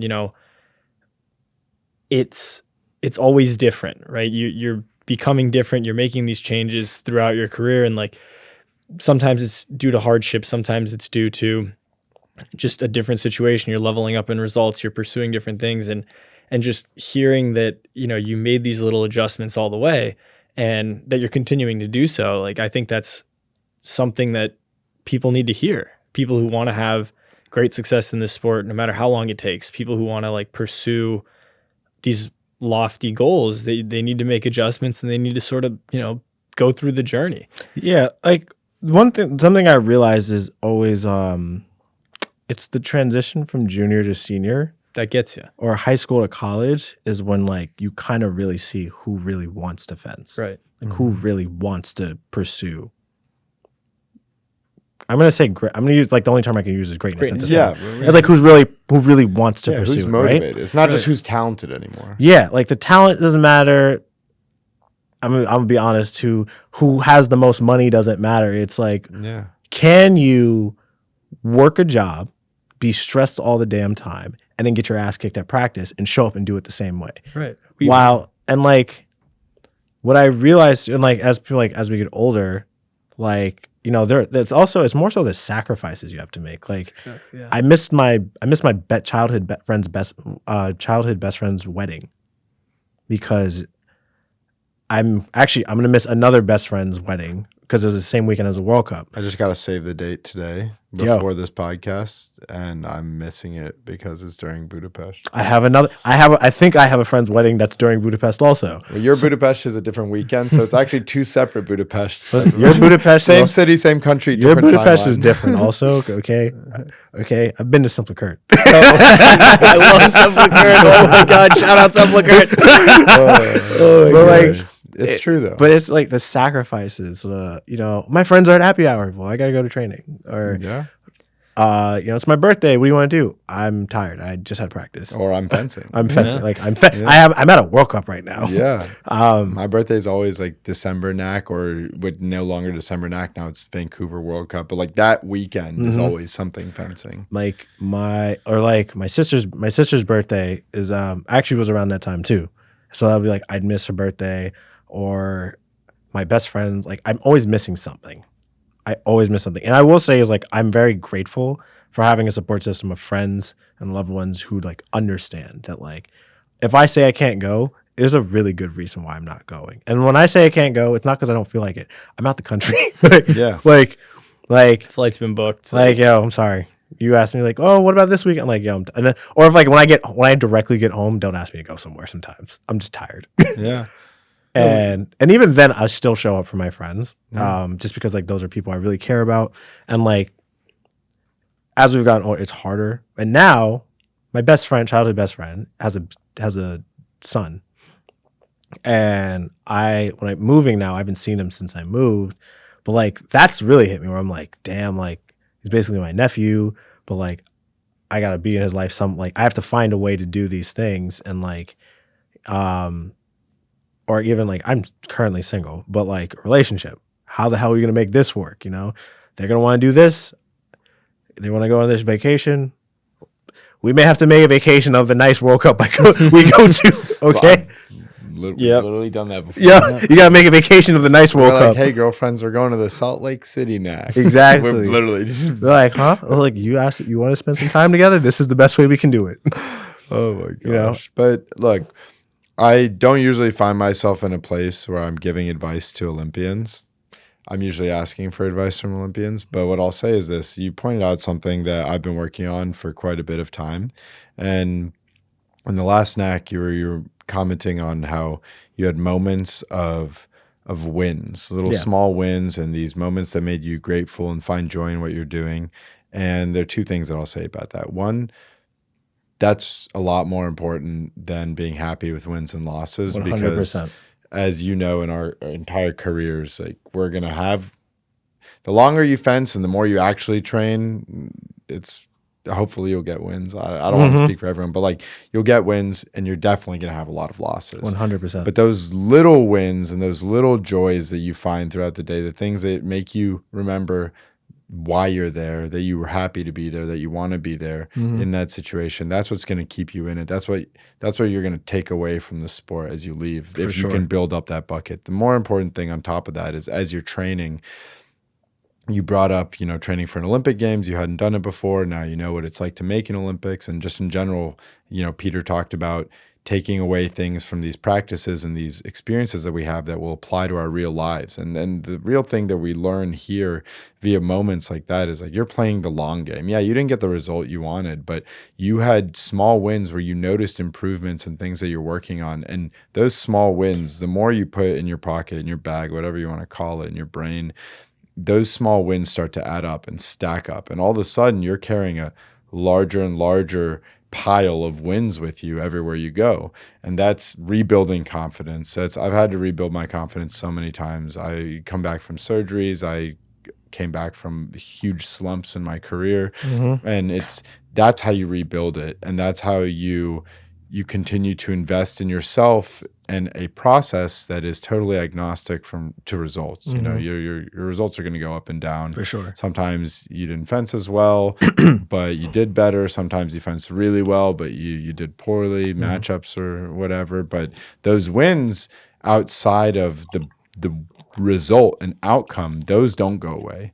And those you take with you. And my advice is just keep doing that in everything, man. Like I think Daryl was actually talking about this last week. and I really enjoyed this. You know, the act of becoming an Olympian is cool and all, but the Olympics end, and then you have to go back to being a regular person. That's You real. found out. That's real. You found out very, very real.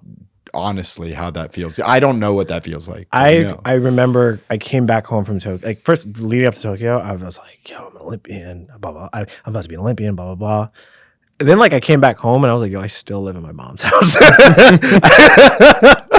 like That's real. Like I still like because like and like now, and like first of all, I appreciate what you just said, and like those are things I do have to remind myself every single day. One, like what you be. There was this thing where it's like, oh, envision the best version of yourself and like live that every day, right? Like I've now learned where it's just like the small wins, okay? I can't, like, the best version, I currently am not that version of myself, but like, I was like, the other day I was like, oh, I just hit like a PR in the gym. I'm super happy about this. I just did this successfully in practice. I'm really happy about this. The thing I had to really remember this week specifically was, damn, I'm just not feeling it. Like I feel happy, but I'm like physically, I'm not feeling it. And after that knack, I was like, I gotta practice, I gotta do this, blah blah. And I had to sit down and think. I was like, yo, I have a job, I have a full-time job. I cannot keep operating like I'm like older, and like as much as people like to say like as like joke saying like 28, like I'm old. I'm not 28 years old, but like there is a feeling now where it's like I need to like recovery is part of my training, and I have to stop ignoring that. Remember what you talked about with. So first of all, yes, recovery. I'm dealing 100%. With that all the time, like, bro. I'm still in denial. Yes, Steven's in denial. I know, but like, I got 2 more years. No, he's not 28. He's 26. Okay. Trust me. But really, like it's you coming. talked about before the final qualifier for Tokyo, you were doing all the extra, the things that you should be doing. Exactly. But it wasn't just in the gym. It was you were becoming the best version of yourself, and that's what I was saying. Daryl did a great job of explaining this. And it's something we both agreed with and see, and it's so true. It's like becoming an Olympian it's cool and all, but the real cool aspect is that you saw how much you could invest in yourself and into a process and 100%. Grow from this. And that's what you can take away for other stuff. So it's like, yeah, things are going to be different. Tristan Sapari did a great job talking about this too. That's my guy. Taking the essence of what's working rather than just copying and pasting what's working. For sure. So like just in this next wave of life for you, just remember be me. Be you. Dude. Exactly. Like the most true, honest version of yourself that you can be out there is the best version of yourself at any moment. For sure. Obviously, like treat people with respect, etc. Blah blah blah. I'm not your mom, but except for Ari Simmons. Yeah, like exactly. yeah. We have a question about that later. But seriously, I mean, this is important for everyone listening too. I know I'm starting to talk again, but like, no, it's everyone. It's got to be hard. Let it out. I think it's long overdue. Okay, yeah. he needs to talk. Everyone that we've had on this podcast, this is yet another Olympian. We've had more than a handful of Olympians at this point. We've had so many national champions and truly amazing athletes that most of the listeners of this podcast are fencers and younger fencers, average fencers, high-level fencers. But, all the experiences that we go through at any level of the sport are all the same.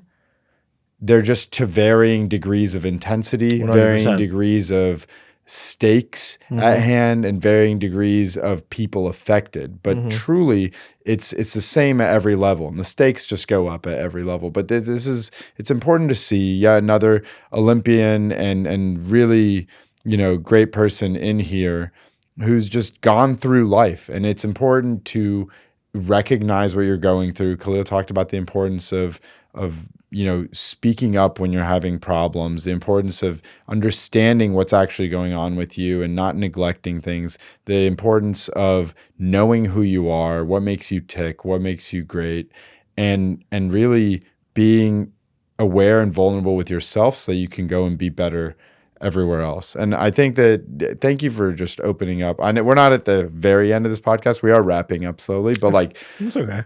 thank you just in general. This is we never know exactly how an episode's going to go when we're getting in.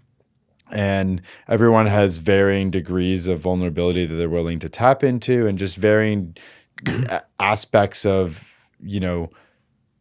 podcasting vibes that they're willing to bring, right? Yeah. It's a newer experience for most of us, and it's, we just didn't know. And you did an awesome job, A, taking the reins. That was awesome. And B, just sharing.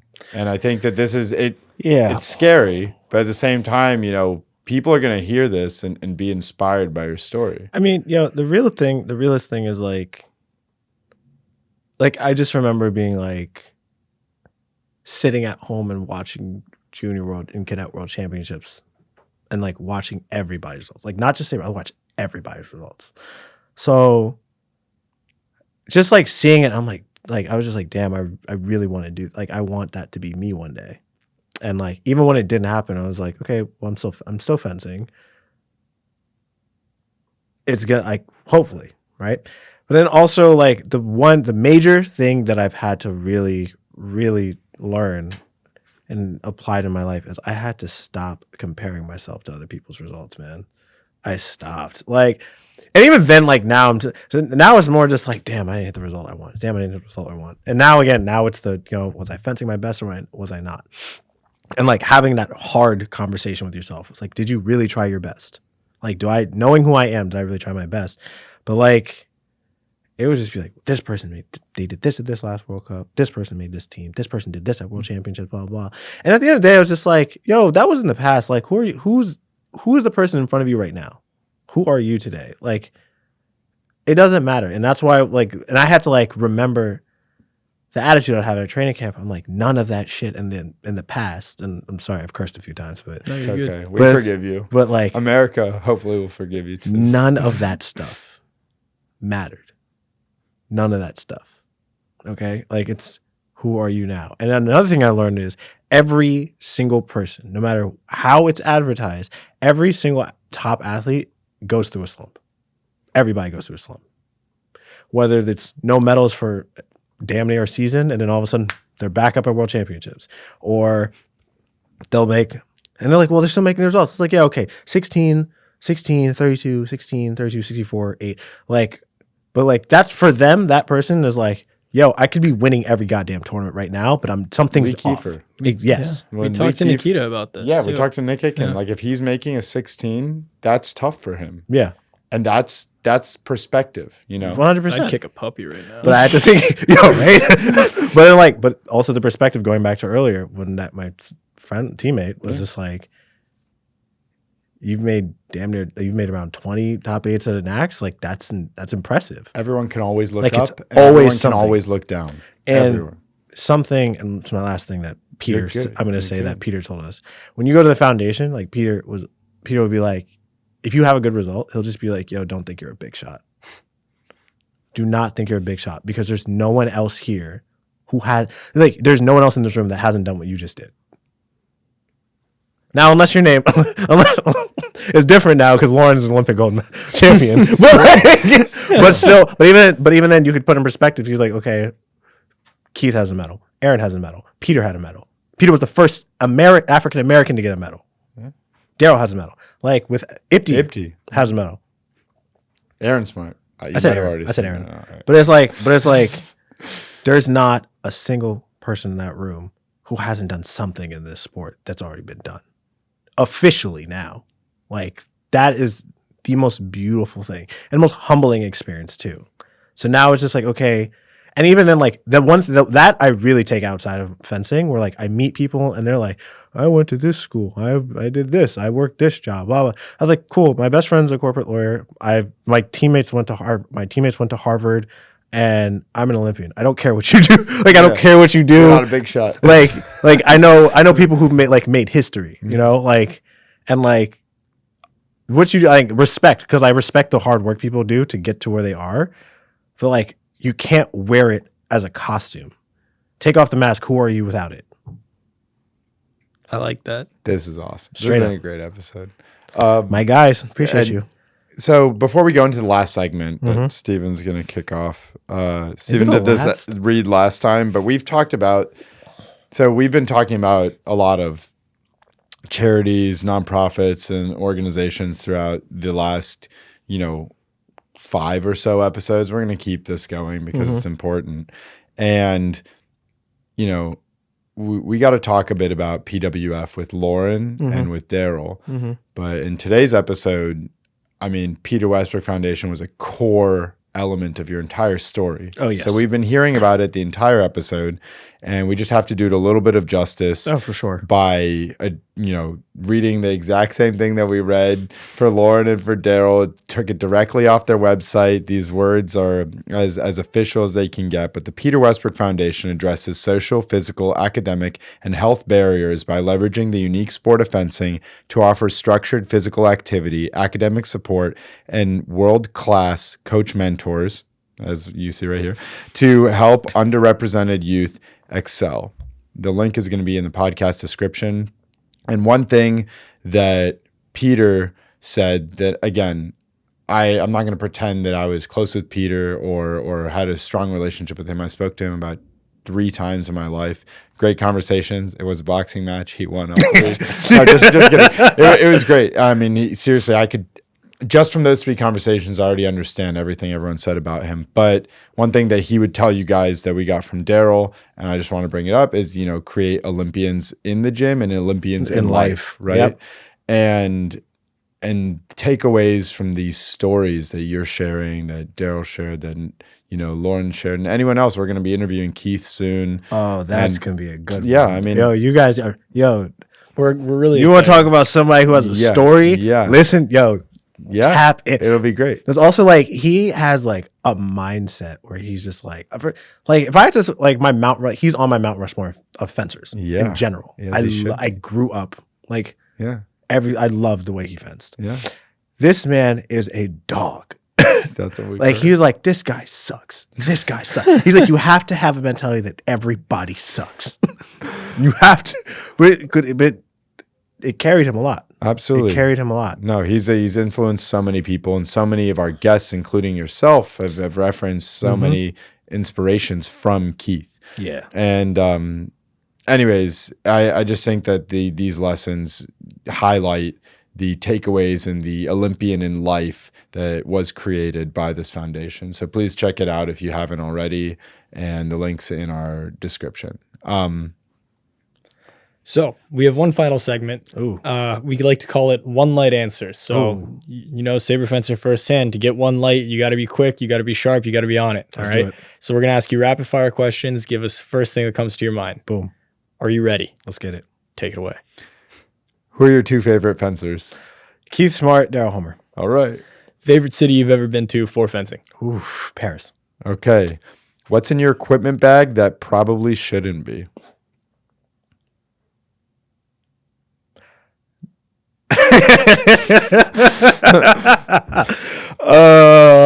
Right now, probably nothing at the moment right now. But if you asked me a couple weeks ago, I probably forgot to take out my whites because I had to sleep and I had to go right to work. Thank you. I came back and I had to go right to work. I know what that's like. They were there for like. a couple days. That was bad. Rough. Yeah, we've been there. Yeah. What's your go-to hype up song? Something to prove by Lil Baby. All right. Who is the most challenging bout you've ever fenced? Osanguk. Oh, he's been named by a lot of people. Yeah. You know what? I will say Osanguk, Eli or Daryl. Okay. Those are 3 people that I fenced at World Cup. I've fenced at World Cups, and I was just wow. Not even wow. It's just yo. I was yeah, there's levels to this. I was about to there's say, levels to it. yeah. And that's not how the kids that's mad glaze. No. That's fencing on a fencing on a stage in front of people is that's especially when you got that you see it and they're oh, he's mad tall. You watch people on video, right? But then you're on strip with them and you're video does not do certain people justice. Yeah, No, these are guys that absolutely. are faster in person, taller in person, And and they more win explosive. those bouts on the stage. They're there. Yes. They are big game hunters. Yes. They're fighting to put on a show, to win. Like, there are levels to it. Yeah, It's true. There are, and I was just like, yeah, Koki and Gogo. I was like, I gotta level up. I just remember watching at Paris on TV and just going like with me and Justin, you just going, what do you even do against that guy? So like, the funny thing is, I remember seeing. I was there and I watched that first touch, and I was like, "Yo, I haven't seen him fence like that since 2019." Because he had gotten injured at one point, but I was like that first touch. I was like, "Yo, he don't." I was like, "Yo, he's also different today." that's a refrigerator that just moves like a sports car. It's well, people crazy. are like, "What's it like?" I'm like, "Yo, the dude is like 6'3", maybe, but like he's like 6'3", but he's very coordinated." It's very cool. No, yeah, we've all fenced a tall person who can't move. No, he's We can't. this guy's an Olympic champion for a reason. Yeah, but yeah, those bouts were like I had a game. I was like, yo, I got a game plan. I'm gonna do this. I'm gonna do that. Do this.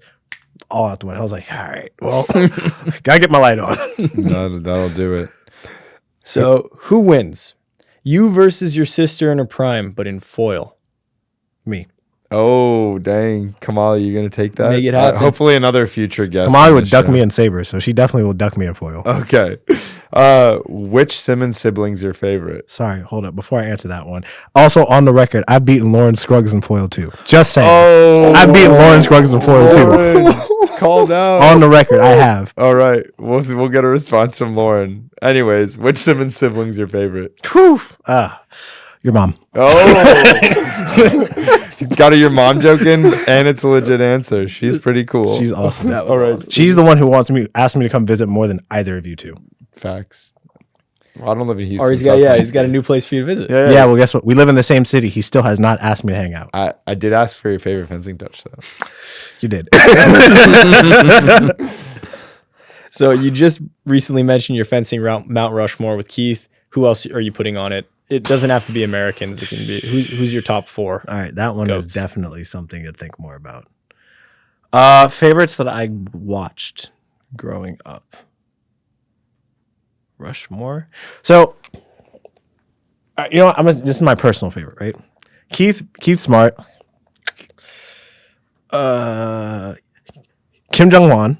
Yeah, that's a good one. Kim Jong-wan. Keith Smart. Aldo Montano. Okay. And that fourth spot could That's a tough one. That's fourth spot. There's a lot of people who could hit that fourth spot because there's just This is like, a no disrespect. This not is just even, like, but it's just like what I look for when it comes to like someone who I like fencing is like there's just a fluidity to their fencing. Yeah. Like I don't care about the crazy touches and the highlight reels and who's gonna end up on what Instagram So is page. Aaron Salagi fluid enough?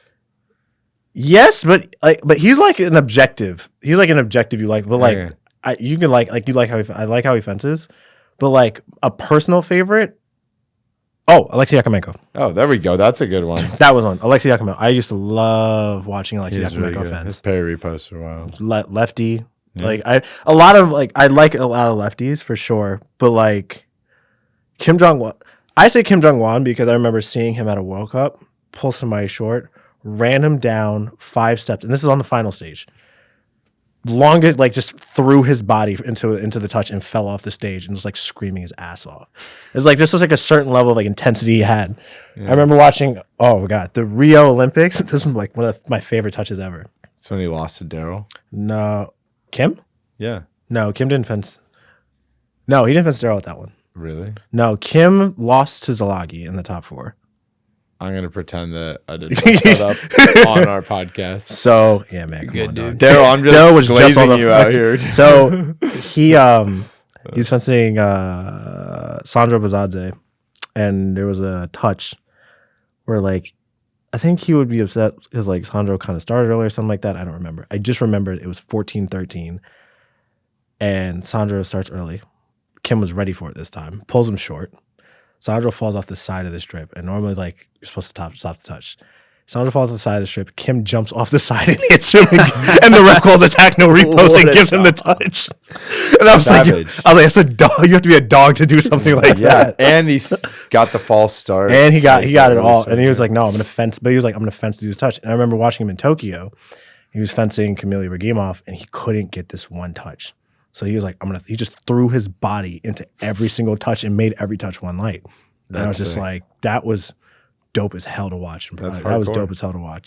That's someone who I always wish I wish I could fence. I was like, I wish I got to fence him in a competition. Vets, dude. Mm-hmm. Eventually. One day. So last question. Yes. What's your favorite piece of pre-or equipment? Oh, yo, that LeMay is fire. Okay. That LeMay is light. I feel like that was a good one. I like it. All right. But the mask too. Like the mask, it needs to get some more love. It's a comfortable mask. It's over there. It's over right there. here. Yeah. Anyways, Khalil, thank you. All right, Steven, thank you for having me. It was great. Yeah. This is wonderful. No, dude, do your I'm speechless. speech. Whoa. And meet your new host of the Direct Elimination podcast. Oh my God. It might be time. Maybe. We're gonna take him out back. Yeah. It's time to turn me into glue. But seriously, it was really awesome just to have you open up and share this, and I'm just feeling very grateful right now and feeling very inspired as we do with all of our episodes. And it's just cool to have someone lay out their story in the ways that you did. And I really hope that whoever's listening feels the same way. Yeah, I am. Thank you guys for having me here. Yeah. First of all, because some of that, like, I just like never really tell people. I'll tell some of my close friends, but like the most recent realization I've had to like make was I had to like learn how to be proud of my career, and like it's not as glamorous as others, whatever. But I'm like, I did something really damn hard. Yeah. And like, but like, I also like, I remember because what really makes it more special to me was actually my best friend graduated law school this like 2 days before or after I made the team. Like that. So like we said that was like our big week. Like there's so much leading up to it. And then we just did it. Like we did something that we really set our minds to. And like while we're like in different places, like kind of in life, like he's married, he does a wonderful job. I have my own job. I have a wonderful job. I live here. I'm happy. That is still someone who is like one of the closest people to me, and like a confidant that like I will have for a lifetime. And he was someone who. Do you want to give him a shout out by name? On shout out Jarrett Lewis. He's the GOAT. Shout out Jarrett Lewis. Shout out Jarrett Lewis. And Casey Sharpen, because they're And Casey Sharp. well, Casey Lewis at this point. Well, they're And Casey married, Lewis? but they're also like right. two of my best friends. All right. And Shout out, y'all. You're really carrying Khalil through it. they like it was something that was like everyone who's close to me is always like, just be proud of what you've done. And at some point I was like, I'm putting my phone down. I'm not looking at like what other things like people have done. Like Nick and I are really good friends. We made our first senior team together. Yeah. And like, seeing where his career has gone, I'm super proud of him, first of all. And like hanging out with this guy, he's still like, Humble, you know how the man. kid is. He's just humble. like, he's just not home. He's like, yeah, you know. Yeah, Like, he's I'm just like, yo, Nick. I'm like, yo, Nick, yo, come on, dog. No, he's humble and he's proud of his results, and you should be proud of yours. 100%. Like, look, And every person who I've spoken to, I'm sorry to cut you off. yeah, of Every course. person who has their medals are just like, You got to be a person It is when what it those is. medals come off, right? it is. How long you It's wear the not even medal that. for? Also, Peter, I remember this. I said it was my last thing. Now we're gonna close it out. Peter was like, "Yo, you gotta learn how to take your losses like your wins." I'm sorry, you gotta take your wins like your losses. Sorry, because yeah, you win in this sport. You are on top of the world. You know everything. Everything feels good. No one can touch you. Blah blah blah. Then all of a sudden, the one day it doesn't work. You're going weeks. I'm like, what the hell do I do? Yeah. You know. And like, just you take everything the same. You take it like take the wins, take the losses the same. Like it's so much easier to find your way out of that forest. Yeah. Ari says it's all just data. It's all Facts. just data. It's all Facts. just data. I can't believe you just quoted me. Anyways, seriously, you Spend should be. a lot of time listening to you talk. That's true. You should be really proud, and not because of any of the labels, but just because of the man. journey, and you knew what you had to do and unlock in yourself to get there. I'm just happy because one day I woke up, virtually like I'm living by myself. Like I have a roommate, but they're never home, and I'm just like, I like looked in the mirror once, and like not even as a joke, I was just like, I'm dope. like I live a really, like, I was like, yo, I live a dope ass life. Like I'm very happy about that, and like And you should be. I'm blessed. I'm grateful, and like that was the level, like the last thing Peter really tried to instill in me before he passed away, and like I'm just like I just hold it in me now. I'm just like I'm very grateful. Yeah, man. That's it. And people like being around you. My Yeah. guy. Like I like being us. around y'all. Thanks for Thank you. thanks for that. My guys. It's great. All right. Really, thank you so much for coming on. I just wanted to say, like, I'm not gonna glaze all of our guests like Ari did, but like, it's not every single one's inspiring, or like there's bits and pieces to take away, but your entire story was, I was in it for the ride. I wanted to hear what happened next. I wanted to hear year by year. Like I wanted to know about all the acts because you orated them well. There was takeaways and it all flowed well. And, it's sure some parts were nonlinear, but that didn't matter because the story flowed well. And it was truly inspiring. And thank you for the level of vulnerability you showed. And I just want to say, like, when we envisioned the podcast, it was stories like this that we wanted to elevate, and we wanted to go through the tale, and the journey and It's the direct elimination, takeaways. man. Yeah, direct It's elimination. direct elimination. I had to go all out. This is what we intended, and thank you for delivering. And I'm truly happy that we got to experience this. Thank you for having me. That's great. Appreciate you guys. All right. Like and subscribe. Oh, we'll do that. We'll But use that say one. right here. Like, subscribe, follow on all social platforms. Yeah. Wherever. Hopefully it's right here or below. That works. Whoa. Now, that type of power can only come from Prieur. Check out the Prieur USA shop in our bio, link in description as well. Find some awesome, powerful blades just like this one.